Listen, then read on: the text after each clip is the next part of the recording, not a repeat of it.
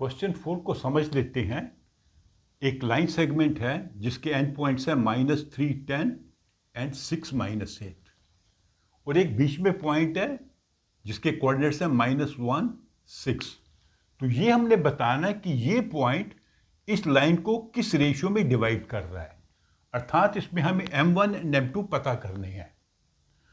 तो mx जो इसके कोऑर्डिनेट होते हैं हम इस फार्मूला से पता करते हैं। ये x कोऑर्डिनेट है, ये y कोऑर्डिनेट है। तो यहाँ पर x एंड y की वैल्यू हमें पहले ही बता रखी है। x1 and y1, x2 and y2 सब बताए हुए हैं। तो हम क्या करेंगे ऐसे क्वेश्चंस में, आप मान लीजिए x कोऑर्डिनेट का फॉर्मूला लेंगे। तो x की वैल्यू हमें पहले ही पता है, x2 की भी पता है, x1 की पता है, m1 और m2 नहीं पता। तो ये हम वैल्यूज लगा देंगे इस फॉर्मूला में, एक्स वाई की, x1 एंड x2 की, y की बाद में करेंगे।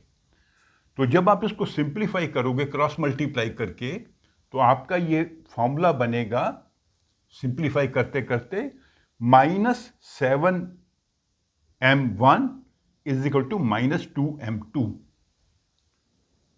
ठीक है, यहां पे हम क्या करेंगे, m1 एंड m2 की वैल्यू निकालेंगे। m1 अपॉन m2 क्या बनेगा, -2 अपॉन -7, दोनों माइनस कैंसिल हो जाएंगे, बन जाएगा 2/7।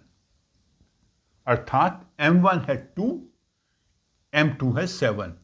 ये रेशियो 2:7 के प्रपोर्शन में डिवाइड हो रखी है। ये जो लाइन है 2:7 के रेशियो में डिवाइड हो रखी है।